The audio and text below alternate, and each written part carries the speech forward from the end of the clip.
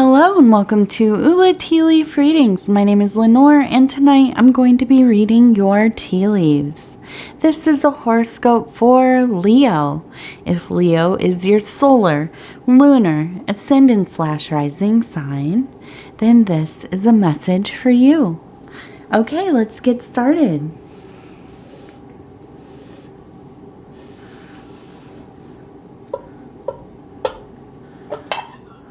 Okay, and here we go. Let's check out these tea leaves. What do they have to say tonight? And so, our card for this reading is the Six of Cups. And this is all, this is fully related to pleasure. Okay, there is a fullness to life, joy, satisfaction, a very emotional place, state, activation. Okay, so first we're going to start here. And we have, here we have a person sitting, kind of reclining back. Immediately I imagine being on like a picnic or sitting out in the garden and just kind of relaxing in the grass, kind of just taking it all in, enjoying yourself, being immersed in the nature that is around you. And maybe you're enjoying it with somebody else. Maybe you are enjoying this all by yourself. I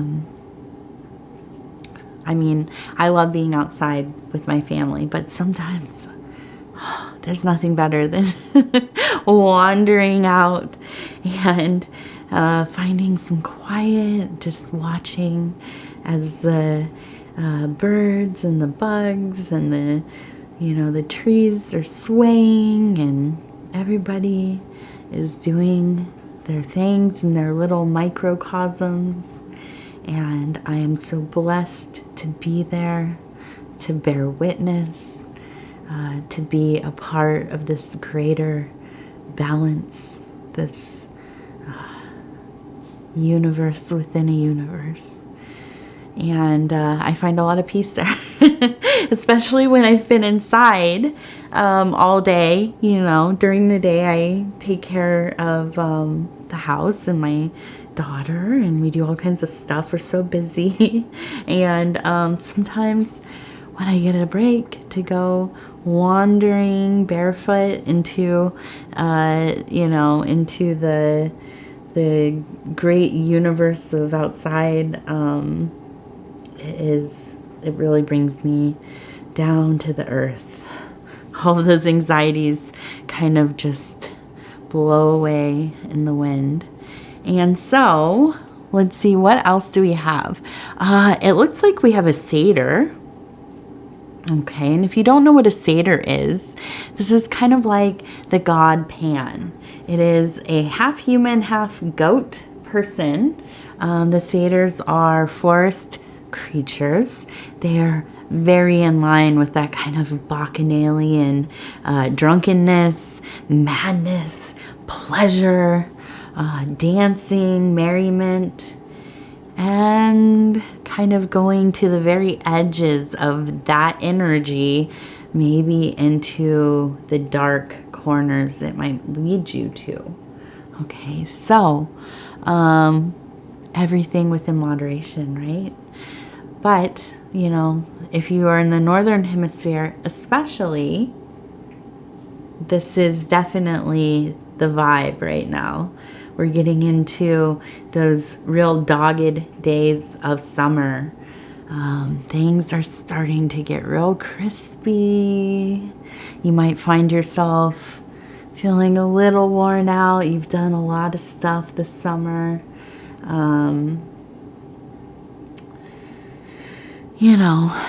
There's still that beautiful enchantment, but now it's starting to get a a little worn out, irritated at points, and but yet so pleasurable, right? And so, and I'm trying to see. It looks like we have the satyr kind of in a kind of hugging, locked together with another kind of forest-looking creature. And up here, it looks like we have kind of a person in a sitting position, posture there. And so I really think that in this cycle right now, during the height of Leo season, right, you are kind of living off of strong emotions, being led by the deep pleasure of connection with others. I think that, maybe you're in love, but I think also there is just a heightened sense of spiritual connection, of love and lust, and and coupling, copulation, possibly, right? Now, this could be quite literal. This could also be an emotional courtship. This could be a courtship with yourself. I think some of the most sensual relationships we can have are with ourselves, especially in that beautiful imagination that most of us have, right? You can get lost in these things. I mean, look how many markets there are for, those kind of, those love novels and all of these. I know some of you might not know what these are, but these kind of boyfriend, girlfriend type mangas, and there's just all kinds of mangas, which are like the comic book version of like an anime, you could say. And there's so many just kinds of love stories and courtships and all these kinds of things. Infinite movies, right? All kinds of rom-coms and all kinds of, for me, I like the historical dramas, with a little bit of love story, like The Room with a View and those kinds of movies. Those are always my favorite. It's just endless. We love to be in love. We love to be, enchanted, taken by our strong emotions, our just overwhelming desires and all of these things. So I feel like, this is not something unusual for a Leo, right? I do believe that really, though, in this particular love story, and maybe this has been a really long-term thing. Maybe this is new. I don't know. Maybe this has to do with self-work. This might really be about finding that internal beloved. The unification of self with anima or animus, having dreams of, some kind of being that you are being drawn to, that you're in love with, a manifestation of the divine, of God, goddess, all these kinds of things, and those kinds of love stories. And, always the example I like to use are the saints. These kinds of stories of ecstatic love, marrying well, Jesus, really, you know, and having these very kind of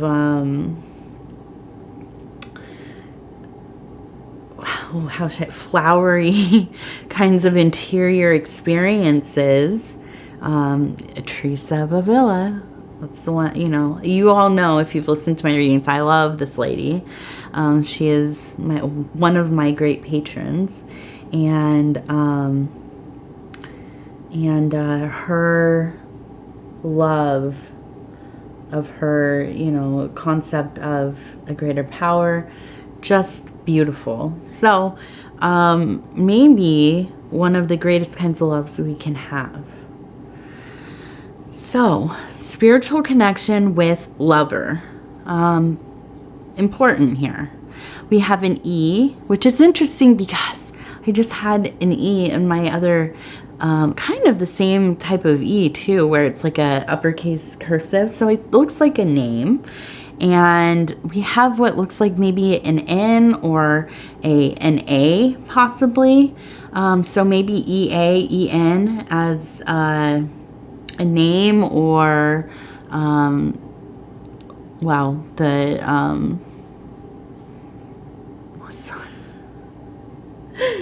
oh gosh, as a name, or as maybe like a, I don't know, like a shortened word, or I'm trying to think. I'm thinking almost like an utterance, a sound,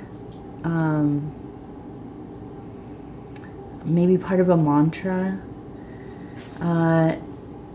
You know, if you do any kind of chanting or mantra work or affirmations, sometimes we hit on certain sounds that feel, I don't know, it's the frequency of it, I don't know, but it feels like it, you know, it vibrates through your body, through your, all of your energy centers, right? And you keep repeating and repeating, and there is an amazing activation that can happen. So I almost kind of feel like this is something like that. But this could be initials. I don't know exactly. You tell me. If you know, you tell me. Okay, so there's that. And then here we have, and it looks like a person holding the candle of illumination. So, you know, through, I think, really through this love affair, through this opening of self, there's a lot of clarity that's coming into your life, right?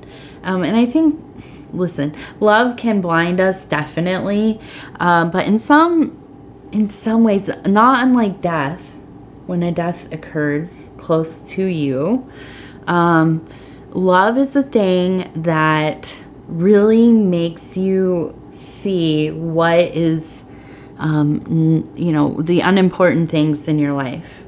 The things that you maybe are just going through the motions of. Things that we kind of take up and we just do them because it feels like, okay, this is working, I guess. And, you know, I don't mind going through this, you know, process or whatever. And so I continue to do it, right? I'm definitely a person like this. I do this with all kinds of things. I like to find something that works for me, and I don't like to, you know, diverge from it too much. The thing that came to mind immediately when I was talking about this is washing dishes. I hand wash my dishes.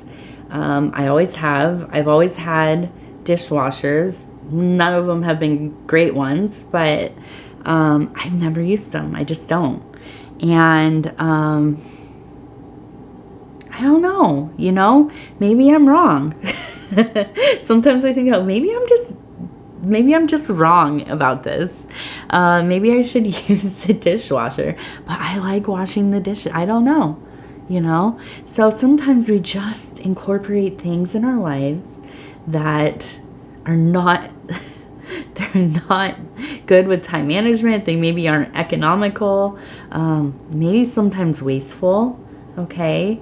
I don't know, but I feel like in this position of love, there are things that are coming into vision for you where you're like, okay, I don't know why I even do that.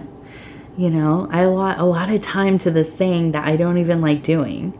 It's not, you know, necessarily helping with my life. It's not of service necessarily. Or maybe this is a person. That's the other thing. When we fall in love, or when we are in love, when we are in these places of great courtship, or kind of, you know, a love affair within our own relationships, when we've been together and, you know, we all go through our lulls, right? We get busy and tired and whatever, but then you start connecting again, right? And it's just passionate. So you start to realize, you know, I maybe have people in my life who just are not that important. Or maybe they just have a bad vibe. You know, they're just bringing in kind of like stale vibes. And, you know, we don't have to banish everybody from our lives, but we don't have to really share our time either. So I think that love is an interesting thing where people often will say about people in love, like, oh, you just kind of abandoned all your friends. You like just took off. You're just like wrapped up in the situation with somebody. That's all you do. You know, you're just kind of holed up like with this person, you know, your partner, lover, spouse, whatever. And we don't see you. I don't know. I mean, it doesn't sound bad, you know, as long as it's a healthy thing, of course, not a terribly like codependent, toxic situation. But, you know, we just we reprioritize our lives when we are in love. Also, when death happens or there's illness, these big things that happen in our lives, right? They shift everything. Okay, so that being said, I think this person, and I keep looking at this one here, and it looks like, it almost looks like we have little wings. I was thinking, is that like an angel? They look pretty sharp though. So I feel like there's kind of that like devil energy. And I'm not saying that they have devil energy, but I think that sometimes, because this is a very fiery relationship, and I wonder if this is not another fire sign person, or at least they are heavily kind of influenced by the fire element. If, you know, this connection can kind of be volatile at times. I almost kind of think like, and I say this delicately, with respect, really. Sometimes I think that Leo people kind of like a little drama with their relationships. Like, almost like if there isn't a little bit of, you know, back and forth or a little argument here and there. And I'm not talking about, you know, out of control, abusive, anything like that. No. But a little bit of bickering here and there, a little bit of jealousy to spice things up, you know. I think that if there is not that, it feels like, does this person even feel me? You know, are they even into me? So you almost kind of want just a little bit of that. And all within reason, right? Moderation. If you like that, that's okay. And so I think it's just really about being mindful of your movements within this dynamic, okay? And let's see. My last point here, or at least getting to the last.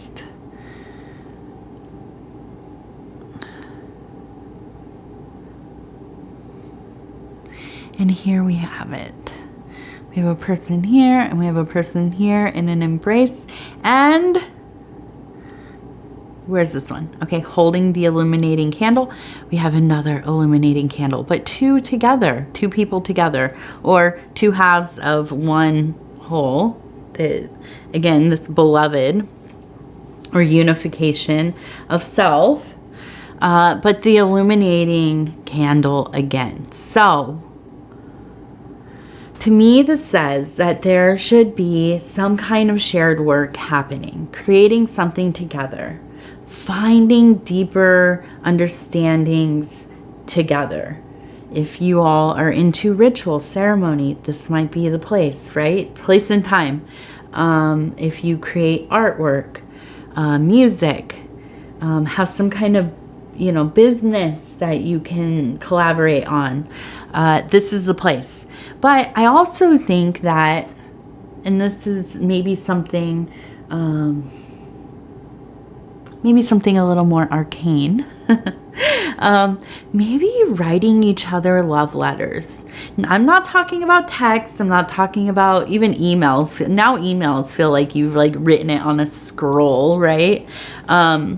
But maybe really, truly writing a letter on paper. Okay. And again, you can do this for yourself. Write yourself some love letters. I'm not kidding. Don't think that I'm joking. I have notebooks full of love letters to myself. I really do. And I think that especially when you are in a self-development phase, when you're doing interior work, I think it is so important to spend time courting yourself. Wooing yourself, writing poetry to yourself, and, really forging that relationship with beloved within yourself. Okay. And I think through these acts of creativity, both together and for one another, there is a deep sense of honoring each other's love, how much you appreciate, are in awe of, just the beautiful and romantic gesture. It does not have to be crazy and expensive, but, just trying and being attentive and engaged. That's a beautiful thing. Okay. Now, let's see. We have a bird. It kind of looks like a goose. Maybe a goose. And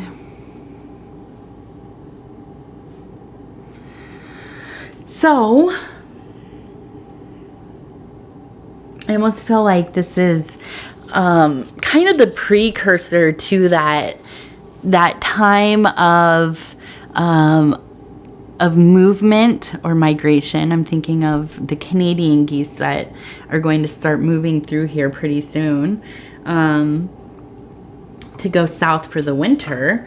But really a time of getting ready for movement of your spiritual inclinations. I think probably moving into a period of your focus to be on something else. I know recently we've been talking a lot about finishing projects, starting new projects, finding ways to kind of up your resources and that kind of thing.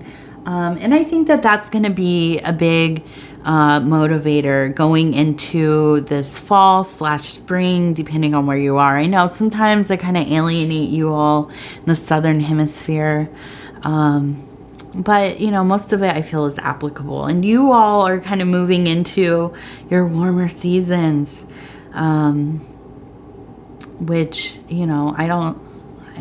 of course, I'm sure some of you have winter, pretty cold winters.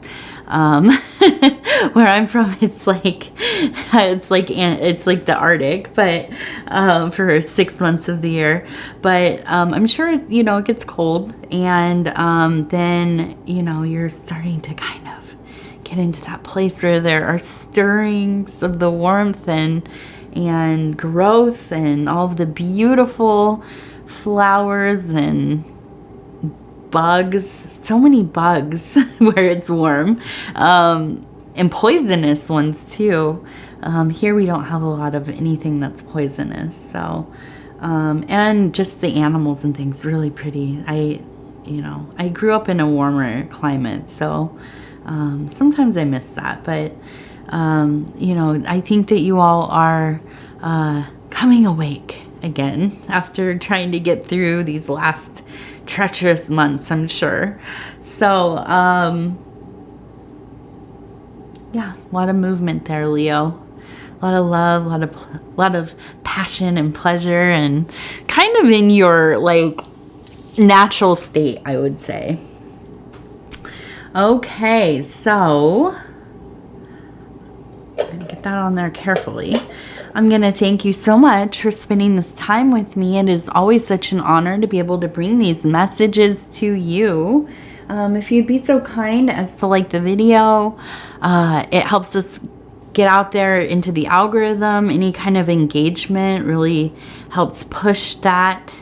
If you like the video, if you kind of watch the whole reading all the way through, if you share the video off of the, onto other social media. If you have not subscribed, please think about doing that. You can hit the little bell. It'll let you know when the next videos are coming out. Right before I started recording my readings tonight, we hit 14K. So yay, we're doing amazing here. And other than that, if you want to leave a comment, I read all of them. It takes me a little bit to get back sometimes, but I do read them, and I try to personally reply to each one of them. And big news too, my husband Paul, who a lot of you know from Dove and Serpent Tarot, has started a new channel. It is a kind of ASMR bedtime story channel where he's going to be reading all kinds of kind of short stories or longer form books, but in parts. And go and check it out. It is linked in the community post that I just put up. So when you see this, you can kind of, if there are more posts, you can just scroll down and find it. There's a link there. And go check it out. If I know a lot of you watch his tarot videos, so if you like those, you're definitely going to love listening to him read. He has a pretty amazing voice, as most of you know. So anyways, I want to thank you, and we'll talk again real soon.